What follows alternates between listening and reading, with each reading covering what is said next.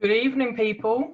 I think I can just see people connecting in. Yeah, still getting used to this. Right.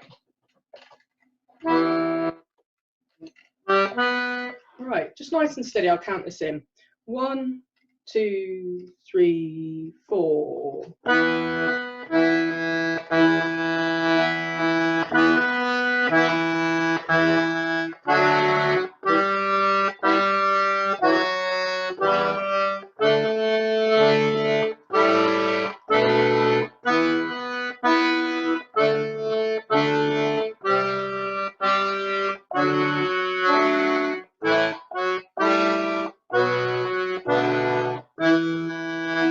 Cool. And again, the A.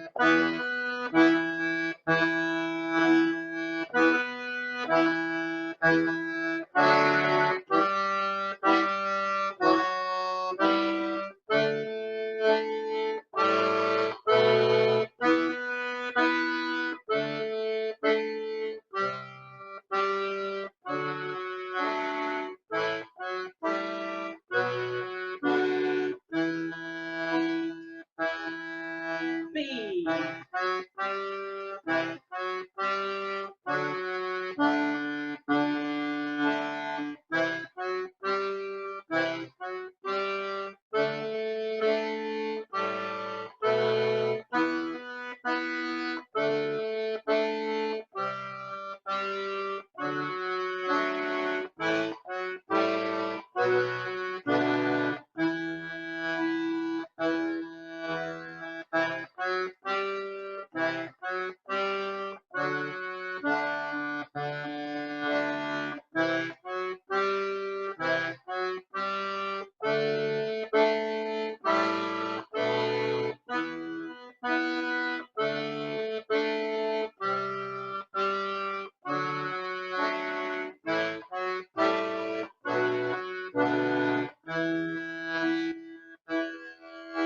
Okay, 1A, 2A's, 2B's.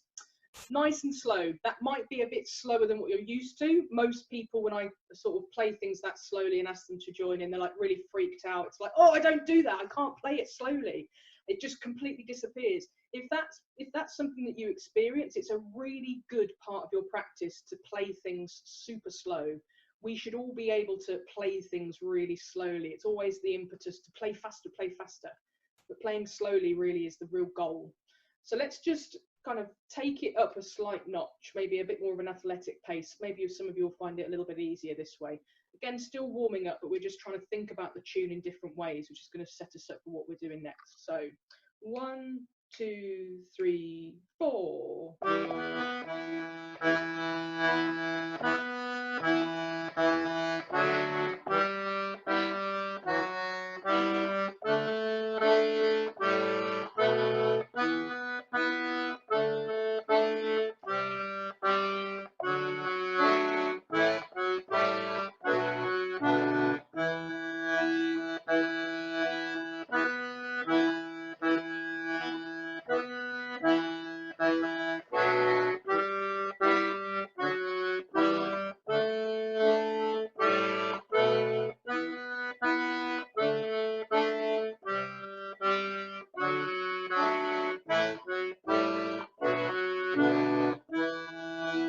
To the B.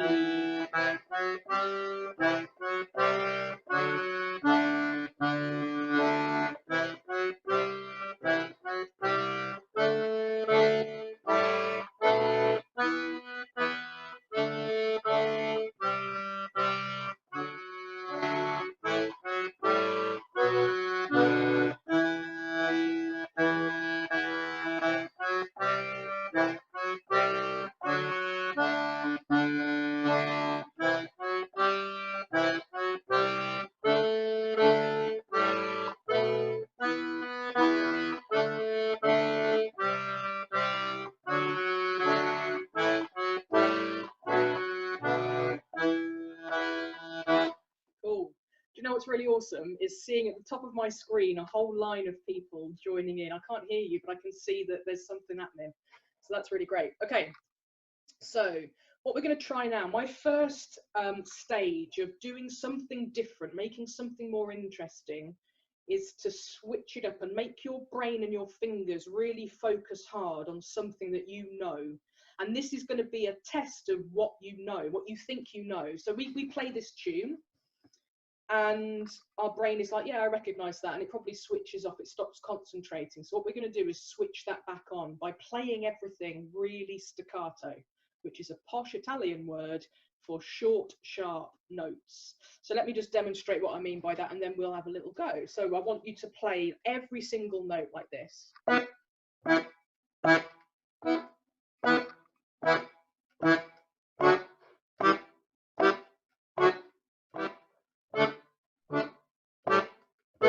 Yeah, so we're talking bullet point notes. And what this is going to do is really refocus your attention on how you're pressing the keys, how long you are making sound for. What we're trying to do, and what we'll continue to do throughout this Melinar, is redistribute the proportion of sound and silence in our playing. Generally, as Melodeon players, we're very used to holding on to buttons and making lots of noise. But what we're going to do now is just reverse that and make lots of silence. And we're going to define the silence by making short, sharp notes. I'll talk more about that idea after we've had a little go through it. So we're going to take it steady, because this is a thing you need to think about. So you might find it a bit more challenging. Try your best with it, and we're going to have lots of practice now and afterwards with the video as well. So, okay. 1, 2, 3, 4.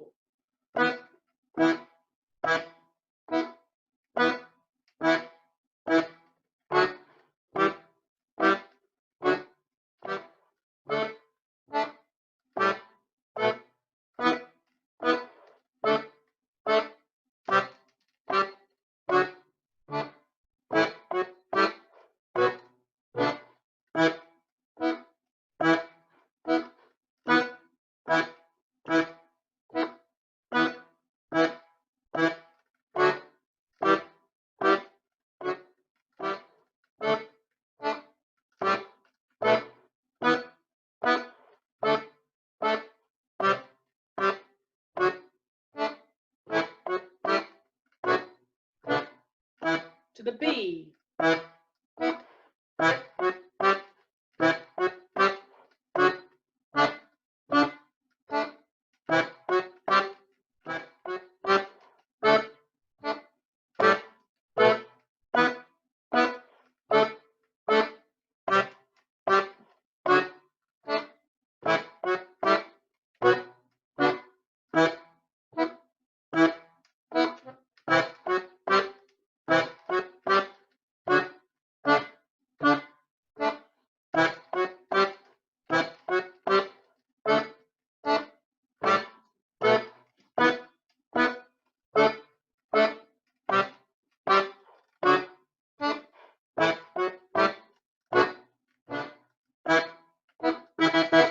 Okay, how was that? Have a little think. If you want to really feedback, then you can put your question across or your comment across, but let's move on. So I have a share screen option. Hard, right? Yeah. So Colin says it's difficult, it's not easy, and I'm sure there's a lot of you out there that are like, oh, falling apart in pieces. Just make a little mental note of that. Any tune that you want to spruce up, any tune you want to check that you really know very, very well, try that approach. Play it really slow, really staccato. It's going to really highlight the areas that aren't as confident. So we're just going to whiz over. I've prepared us a little PowerPoint presentation. So what this is demonstrating is essentially what we call a visual score. So it's a way that we can think about music, but without having to read dots and lines and the kind of confusing stuff that a lot of people find really stressful and really off-putting.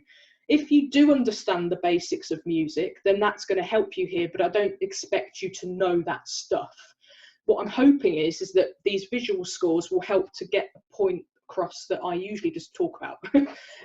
So what this is demonstrating is 1 bar of 4/4, or 4 crotchets or quarter notes, depending on what terminology you use. The colour, as you can see up here, so anything that is blue is sound, anything that is gaps is silence, and as you can see what's coming in a while, we've got reproportioned sound and silence, so what I was talking about before. Now, in bear dance, it's a tune in 4/4. Our most basic way of describing that rhythm, that time signature, is 4 quarter notes or 4 crotchets in a bar. That's what this is representing. If we were to play that in the most basic way, we are filling up each of those beats, beat 1, beat 2, beat 3, and beat 4. We're filling them with sound. So it would sound something like this. If I was going to play this score, it would be 1, 2, 3, 4. So very little space, like my finger literally lifts and goes back down again to create the next note, the next beat. So what we're going to start to do is just change our attention to playing a bit more like this. This is kind of what we just did. So this is where we have this still the same tempo, it's still the same rhythm, but instead of giving this crotchet beat its whole value in sound, we're going to give it half its value in sound and half its value in silence. So it's going to start to sound like this. 1, 2, 3, 4. 1, 2.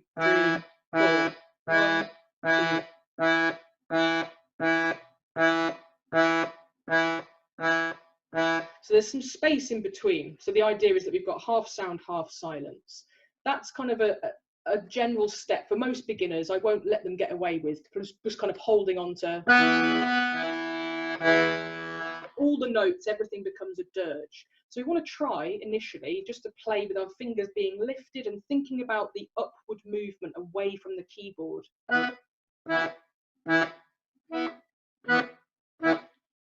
And a really easy way to think, to sort of visualize that or mentally kind of approach that, your keyboard has suddenly become 300 degrees and you are going to burn your fingers if you hold on to it for anything other than a kind of split second, basically. So just pretend you've got red hot keys and you will instantly get that kind of twitch fiber response from your fingers. That's what we're looking for here. Okay, so let's just have a little go, just kind of that same exercise. We're just going to try it on the G basis. This is kind of a sidestep exercise now to try and train us up to think about something really basic. So we're not trying to play it in the tune just yet. We're just going to play it on 1 or 2 notes, so the G and the A, with our G and our D bass and chord. So we just want it to be just playing what we're seeing on the screen. So half sound, half silence. This lovely bit of space that we're giving ourselves. Cool.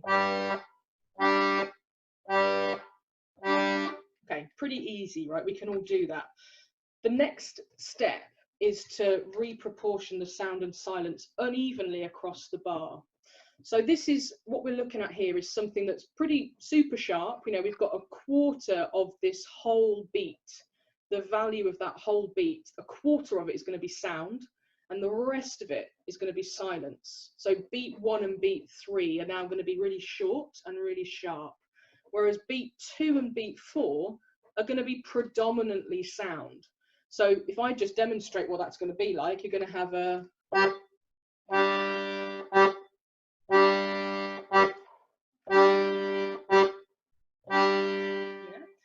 leap and a land is how I like to think of it. So it's like you're leaping and you're landing, or you've got a sprightly note and a couch potato. It's that kind of da, yep, da. Any of you that do Morris, I know that there's a lot of you in the list that do.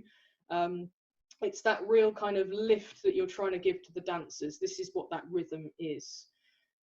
Subsequently, if we switch it all round and we've got our couch potato into our sprightly sound, what we're going to end up with is a kind of flaccid first beat and a sprightly second.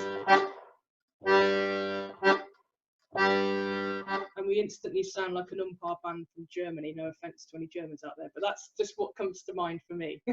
So this is what ideally we want to get to. So let's just spend most of our time here right now.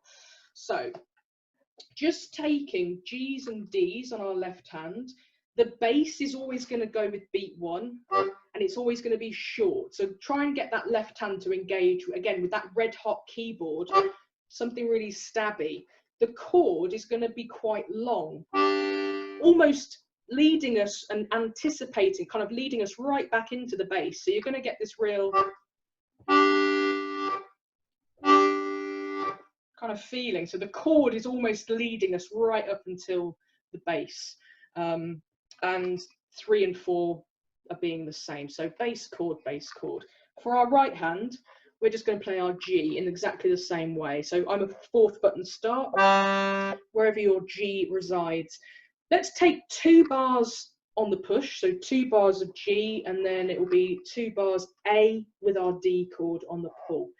So let's try it. 1, 2, 3, 4. And another. And then to D on the pull. And again on the push.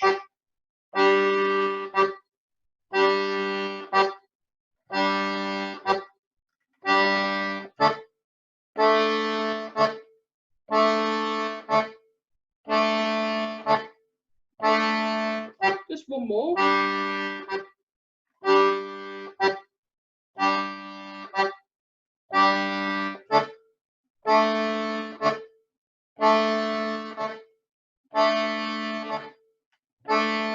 Okay, hopefully not too tricky, but again, it depends on your level of challenge at the moment. For some of you, this might be a bit above and beyond, but the idea being, by taking it to be really simple on just one button, our brain can completely focus on that red hot keyboard.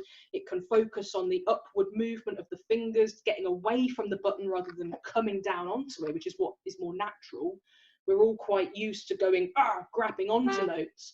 But the idea here is that we're trying to reverse the switch. We're trying to think about getting away from the notes. Now, if you're interested in looking at this further, because there is a lot more to it, I'm trying to sort of really simplify it this evening. We can start to look a little bit more at the music theory behind it, and there's different ways of musically annotating this with actual dots, like the tadpoles I've got here. But this is a way that we can access without the sheet music telling us. This is more of a feel and a sort of hearing exercise. It's just to go into a little bit more detail about that up and downward movement of the fingers. If we're more focused on that than which button and which direction, then we can really start to engage with more interesting rhythmical patterns, things like syncopation. So if I just kind of give you an example of what I mean. So I'm going from this rhythm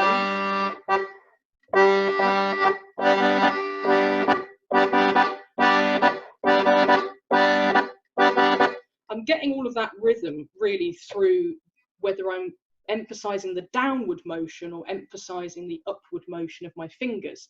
So we can start to build on more syncopated, more interesting rhythmical patterns if we are engaging and thinking about the up, down movement. So this is a real intro into that world of doing other stuff and doing other rhythmical stuff with our instruments. So what we're going to do, I'm going to leave this up on the screen. We want to try now and take what we just did on that G and A note and put it into bear dance. Now, this is quite quick. You know, I wouldn't normally in a lesson just go from this straight into let's just try it in the whole tune. But in the time that we've got this evening and in the spirit of what this Melinar is about, let's just give it a go. So we're going to play through bear dance again, but we're going to try and adapt the notes. Now, this is where it really gets tricky. We know, our brain is like, I know this tune. I know how to play this tune. It goes. And now what we're trying to do is go. And our brain is going to want to fight that. But you are bigger than your brain. You are in control. You are in control of these minions that you are kind of supervising on the shop floor of your instrument. So just we're going to really slowly, and I just want you to super focus in on that up, down, up, down, up, down, yep, down. Okay, 1, 2, 3, 4.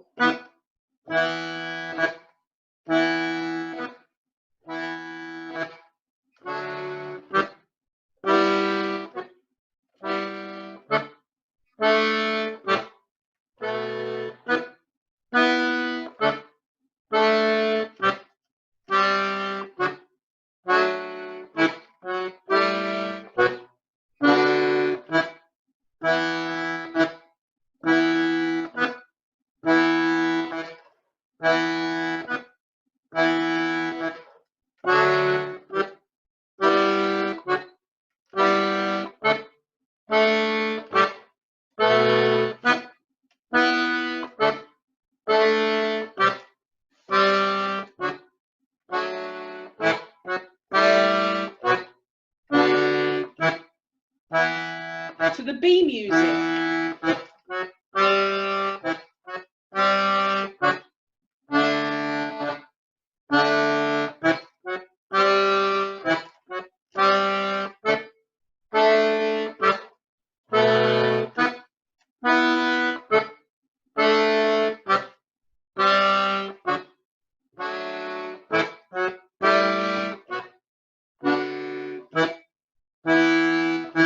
And again.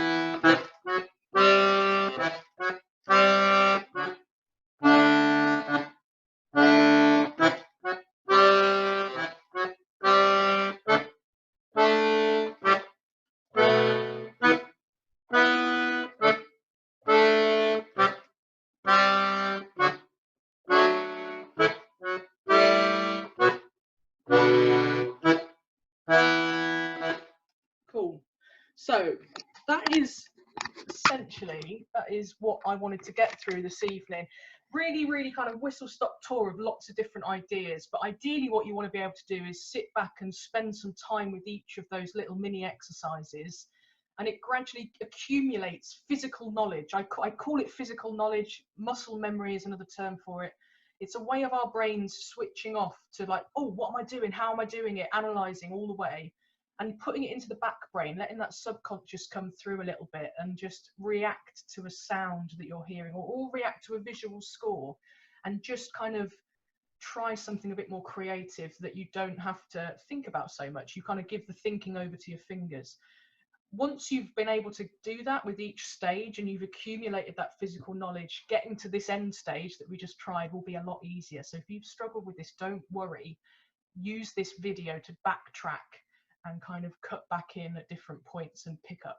Now, another thing I said on Wednesday, when we're playing new techniques like this, the way that I just played bear dance there, it's very robotic. You know, we want it to be like that so that we can practice this technique in place of the melody. Obviously, eventually we'll play it a bit quicker and it won't be as robotic. We won't necessarily blanket cover that exercise on top of the whole tune. If we're just playing it, if I give you an example, if I speed it up, this is how I would normally play this tune, and it kind of takes on a few different techniques and things. But if you're interested in exploring those interesting techniques, I do run one-to-one lessons, obviously, as you all know. Please get in touch and maybe we can explore this tune or other tunes a bit further. But let me just finish by demonstrating how this can lead on to a more interesting version of air dance. So you've got...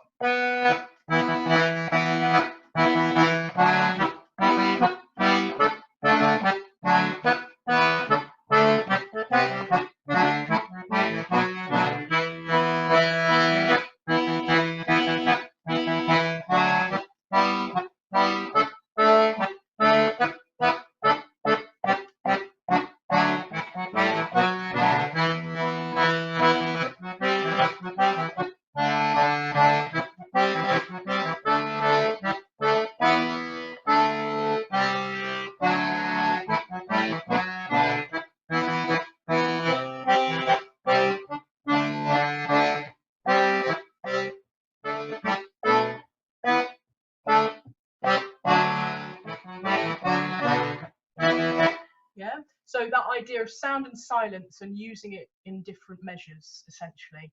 Go and have a play. Hopefully I've whet your whistle and whet your appetite. Thank you. Cheers, guys. Thanks. Yes, that was Cheers. Bye. Bye.